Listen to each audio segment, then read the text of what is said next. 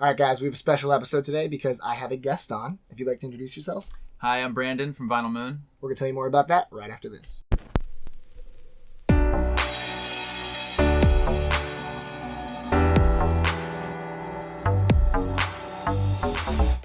So, first of all, thank you for coming on the show. No problem. I am a huge fan of what you do. If you want to tell them about it, please take the floor. Thank you. I mean, it's awesome to hear. Give a brief rundown of Vinyl Moon. Basically, what it is the idea of a sort of playlist or mixtape that we know at the kind you might share with your friends to turn them on to new music that you think they should listen to, combined with a record club. So it's new music from new bands put together in kind of a cohesive mixtape, pressed on vinyl, and then the record jacket artwork is all designed by different visual artists. So it's kind of a beautiful hybrid of new music, original artwork, and lazy music discovery in your mailbox every month. What I love most about this is that it's an experience beyond just listening. Like, there's all the clubs like, Vinyl Me Please and stuff, where they try to do some kind of aesthetic thing to it, but it's really just a record that is a cool record that they do each month. And with you care so much about the packaging, about the extras, about the actual physical record itself. You have a different color every time. It's always really well done. And I think you just put so much care into the packaging and the music that the whole thing comes together. It's just every month is so beautiful.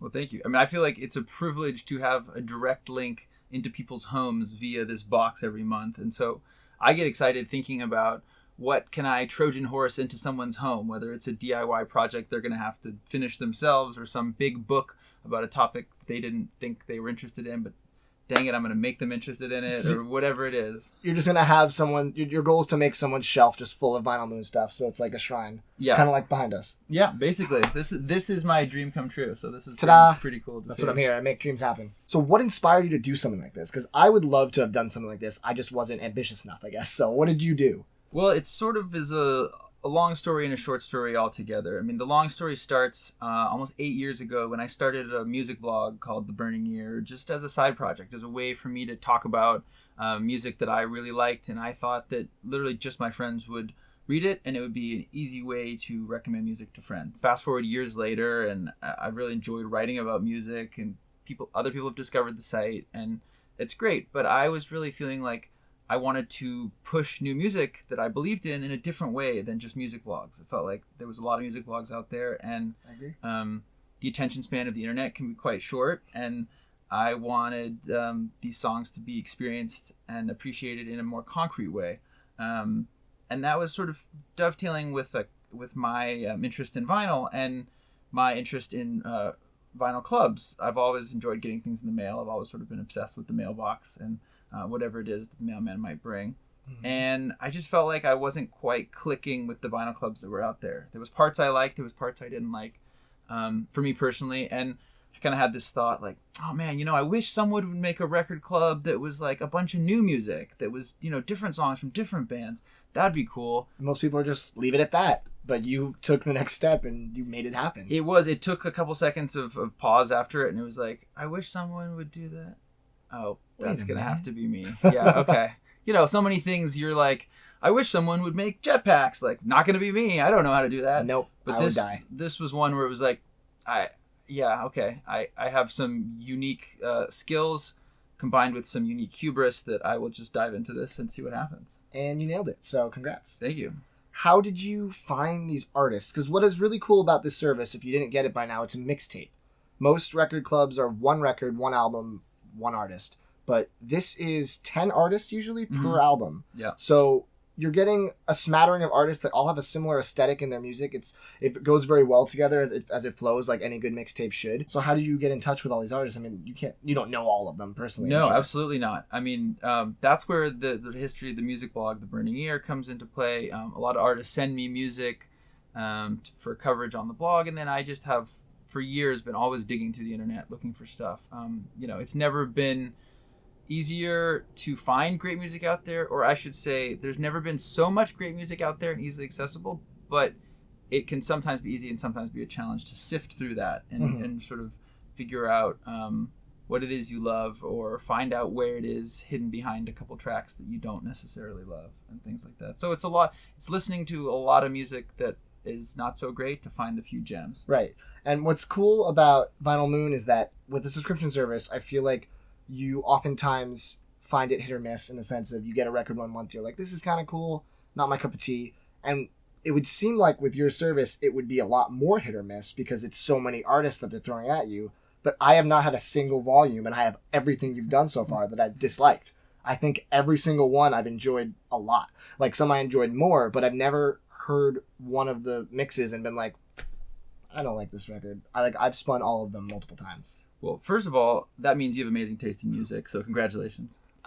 Second of all, I think that was also what really drew me to the idea of the mixtape format, because I was finding, I'm very much an album guy. I love albums, but I felt like those were being covered appropriately in record clubs. Mm-hmm. And for me personally, I was often finding that when I was getting a whole album, I could more or less tell after one listen or sometimes even half a listen whether I was ever going to listen to that album again. Mm-hmm. You know, some artists you click with or you just don't. Right. And so a whole album is, like you said, it's hit or miss, but it's on a much bigger scale. Like the stakes are higher. And with the mixtape format, I felt like I had a unique opportunity to put different kinds of genres on a record and kind of push the envelope of what you might expect. So you can have a sort of thread that maybe it goes a little bit over here and then a little bit over here, but ultimately it all does feel connected. And I can kind of, in my head, I like to think sometimes that I can sneak songs in there that maybe would have felt out of context with someone's own taste, but Mm-hmm. when bookended by these other songs, it kind of gets you there and brings you back in a way that you might think, oh, I didn't really think I liked weird folk songs, or Right. I didn't think I liked hip hop, but actually I do like that song in this context kind of way. So you're helping unlock parts of people's musical brains that they may not have realized they had. Yeah, gently That's push cool. the envelope a little bit here and there. I know this is a really difficult question, but Hit me. musically, if you have to pick one to talk about right now that you think is one of your favorites, which would you pick? I mean, you're asking me to, pick my favorite children, and if I could make sure that they weren't all listening, I could tell They're you not. which one. I'll block But them from the no, video. they're here, they're watching, and so Go to bed. no, that's hard. They're all so amazing, and they all have such different stories.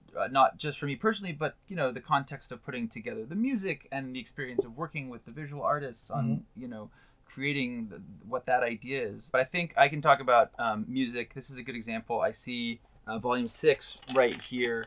I'll pull up the record. The bag's a little bit crinkly, so let me just... This is a record that's a good example of the music and the artwork kind of coming together at the same time.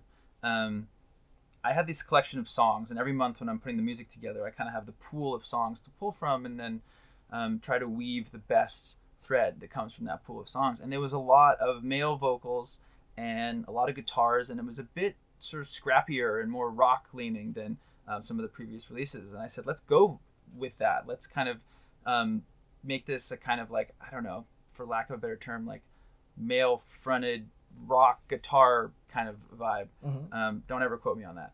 But Quoted. at the same time, we were working on this artwork that involved space.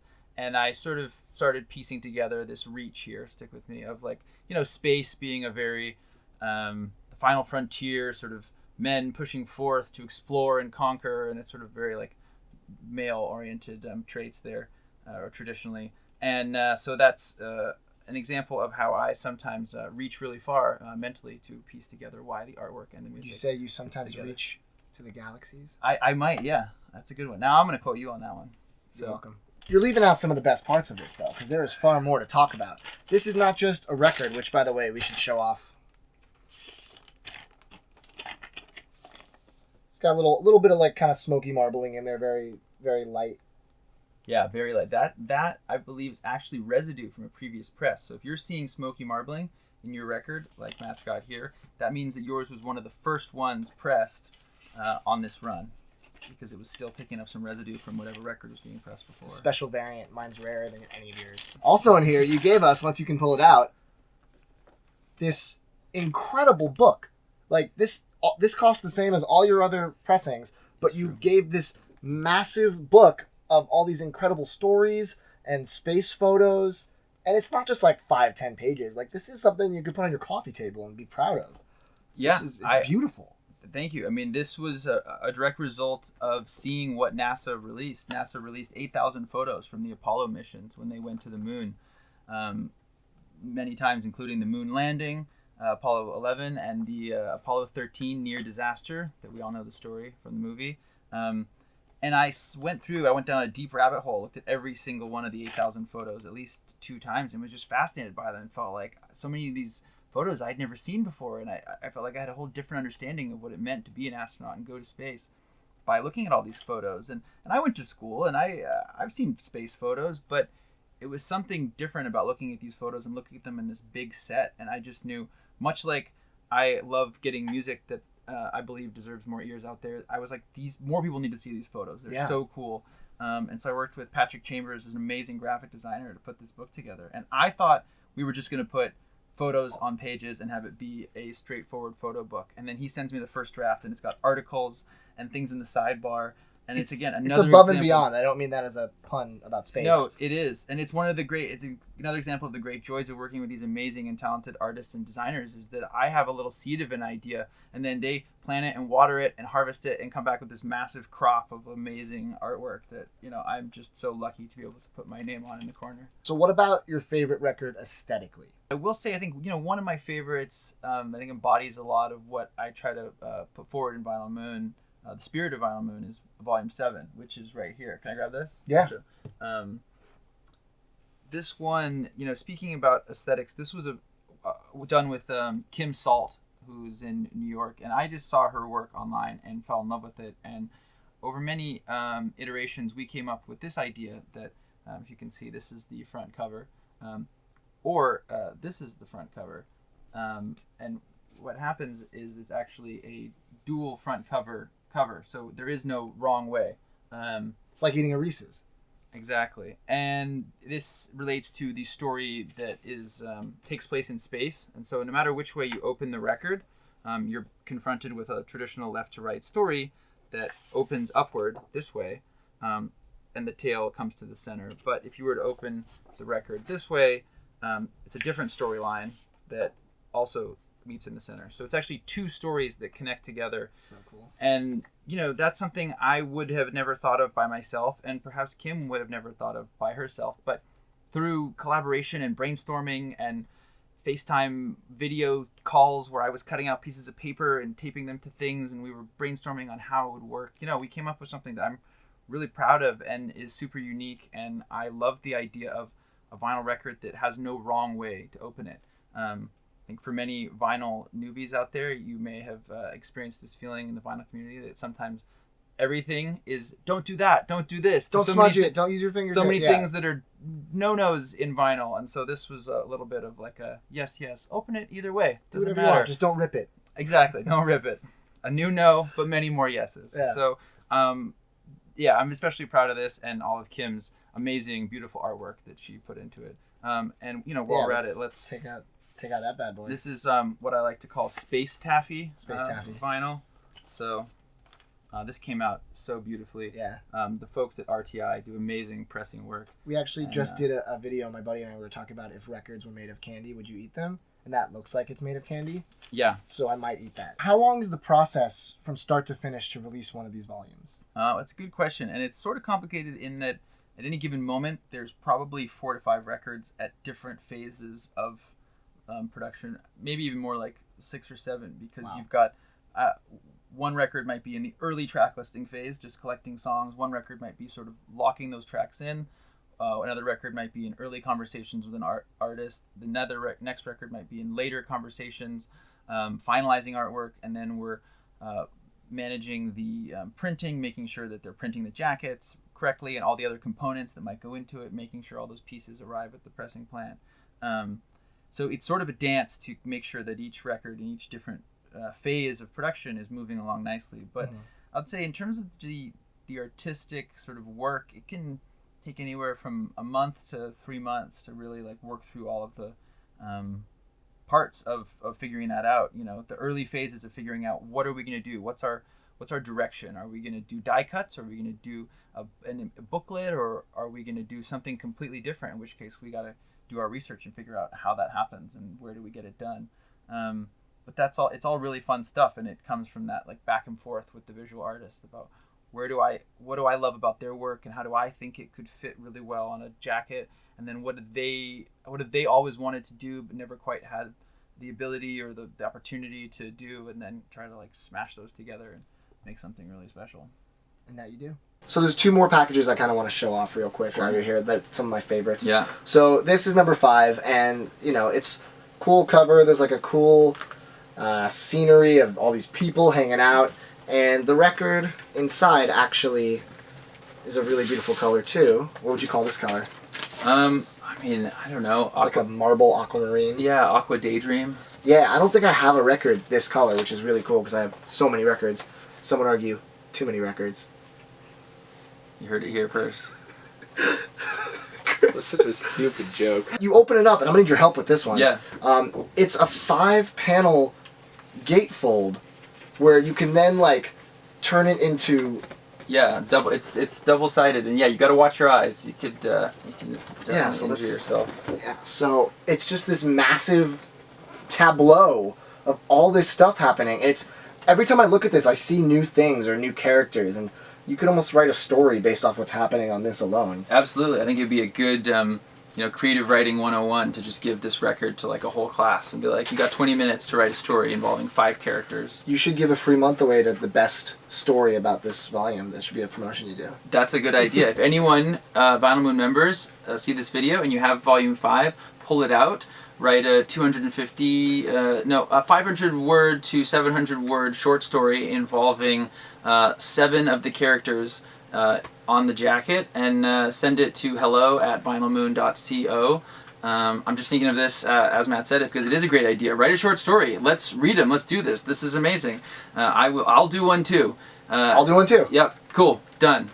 The winner will get a card. Winner will get an autographed copy of this. Ooh. And I haven't talked to Sanda Anderlan, who lives in Croatia, about that idea yet, but I will get in touch with her because she's amazing. And I will send her a copy for her to sign and send to the winner who writes the best short story. I want to win. Sorry, guys. I'm gonna write the best story ever. When you're holding something in your hands, you have an opportunity and maybe even a desire to bring it closer, and in a way that you don't when you've got something on Spotify or SoundCloud. Or as a CD and cover. you could really get away with tons of detail that's really fun to dive into. And so, again, from far away, maybe not an exciting cover. It's pretty busy, but that's not the point. You're supposed to get closer, lean in, see everything, yeah. hold it, put your nose to it. This is probably the coolest jacket of any record I own. So, good work. Thank you. Thank you, Sanda. I'll be in touch about that signed copy thing. And then number 8 has this really cool kind of fruity, colory cover, and it's very like kitty. It reminds me of my childhood. But inside of it, well, let's show the record first. The record, it's kind of like this watermelon, pale watermelon kind of splatter. Yeah, so your record is actually from one end of the spectrum. This was a spectrum color shift vinyl process that we did with the plant. So these were made by taking this sort of turquoise vinyl and pink vinyl and alternating, putting them into the machine. A little pink, a little turquoise. So depending on, different people have different colors. Some have pink, some have green, and some have something in between. And did you mean for that to rhyme? I didn't, but some have pink, some have green, and some have something in between. Yep. Too many records. Trademark. And the inside is another really cool tableau going on. Not quite as chaotic as number 5, but still really cool. And the crazy thing he did with this one is he gives you a sheet where you can actually do arts and crafts and create something awesome, watermelon theme, just like the rest of the record. And here's what it looks like.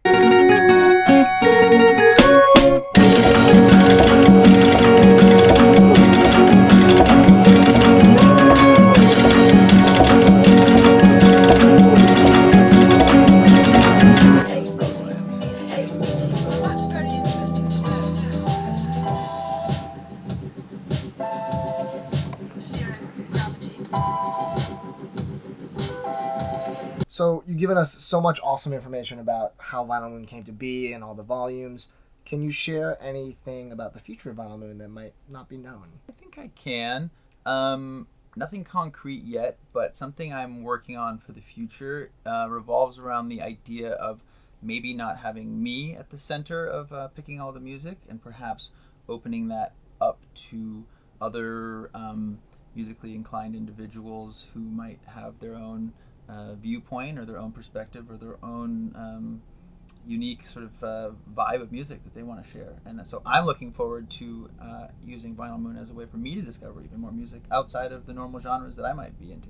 So sign me up. I'm in. Now let's hear a little bit more about your taste in music. I mean, we know you have great taste because you curate all these amazing tracks. Would you say that you have a favorite album? So hard to say for a music fan, I know. I have a blanket answer. My answer is The National's Alligator. Yeah. That's what I say. I don't know if it's my favorite, but it means a lot to me, and it's my go-to answer. As you're asking that, the album that comes to mind is the first Mike Snow album, which came out in 2009, and I listened to so much. But it's funny because I just had a conversation with someone like a week ago about how they felt like that album didn't hold up over time the way that many other albums would. Mm-hmm. And it got me thinking and re-listening to the album, and I feel like I kind of agree with them. So one of my all-time faves has been shook a little bit by sort of deeper discussion about the album and how that album relates to songwriting versus production, was his point. I think that it's true. The production was insanely innovative, but maybe the song craft. It matured as his career went on, but... and the craft of those songs, if you took those Mike Snow songs, they may not translate as well to an acoustic guitar without all the Swedish bleeps and bloops that make it so great. But favorite albums, I mean, I might have to say Brand New's Deja Entendu. I think, it's a lot of people's favorites, but that album... Got two of those bad boys right there. Nice. One of those is the Record Store Day, one with the die cut cover. That album is will always hold up. Yeah, that Brand New is one of my favorite bands. I talk about them on this channel all the time. So yeah, Brand New is incredible. Yeah, and so I'm gonna go with that, and I'm gonna feel comfortable. It's a damn good pick. There's a reason I like all this music, because you just picked